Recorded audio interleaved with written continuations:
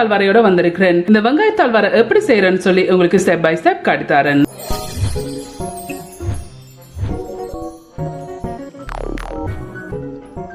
நான் ஹீட்டை வந்து மீடியம் ஹீட்டில் வச்சுருக்கிறேன். மீடியம் ஹீட்டில் வச்சுக்கொண்டு இதில் 1 டீஸ்பூன் எண்ணெய் இருக்குது. இந்த எண்ணெயை இதில் விடுங்க.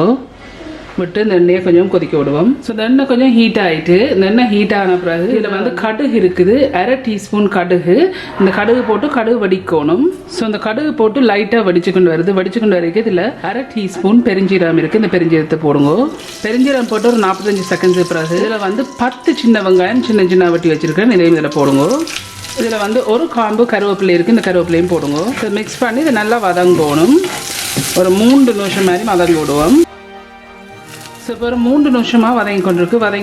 இதில் 3 பெரிய காஞ்ச மிளகா வந்து சின்ன சின்ன பிச்சிருக்கேன். இதையும் போடுங்க.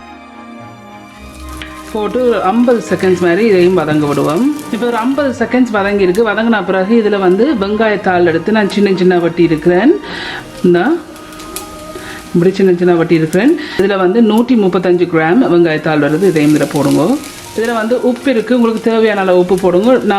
இப்போதைக்கு நான் வந்து 1/4 டீஸ்பூன் உப்பு சேர்க்குறேன். பேருந்து பார்த்துட்டு போடலாம். இதில் வந்து மஞ்சள் இருக்குது. 1/4 டீஸ்பூன் மஞ்சள். இதையும் இதில் போடுங்க. டர்மரிக். இதில் வந்து கறி பவுடர் இருக்குது. 1/2 டீஸ்பூன் கறி பவுடர். இதையும் இதில் போடுங்க. போட்டு இதை நல்லா மிக்ஸ் பண்ணி விடுங்க. நான் இப்போ அடுப்பை வந்து மீடியத்துலேருந்து கொஞ்சம் குறைச்சிருக்கிறேன். ஸோ இப்போ நான் மிக்ஸ் பண்ணிட்டேன். இதில் வந்து தேங்காய் பூ வந்து திருவி இருக்கிறேன். 30 கிராம் அடிக்கு 1/4 கப் தேங்காய் பூ இருக்குது. இதையும் இதில் போட்டு மிக்ஸ் பண்ணுங்க. நல்லா மிக்ஸ் பண்ணி விடுங்க. இப்போ இதை மிக்ஸ் பண்ணிவிட்டு நான் ஹீட்டை வந்து மீடியத்துலேருந்து கொஞ்சம் குறைச்சி வச்சுருக்கிறேன். குறைச்சி வச்சுட்டு 9 நிமிஷம் இதை வதங்க விடுவோம். இப்போ 2 நிமிஷமாக வதங்கி கொண்டிருக்கு. இதை கிளறி விடுங்க.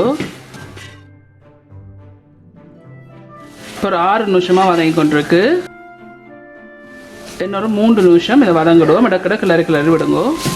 இப்போ சரியாக 9 நிமிஷம் ஆயிட்டுது. ஸோ இதை விட வந்து உங்களுக்கு எண்ணெய் ட்ரை ஆகணும்னா நீங்கள் எண்ணெய் கூட நேரம் இதை வறுக்கலாம்.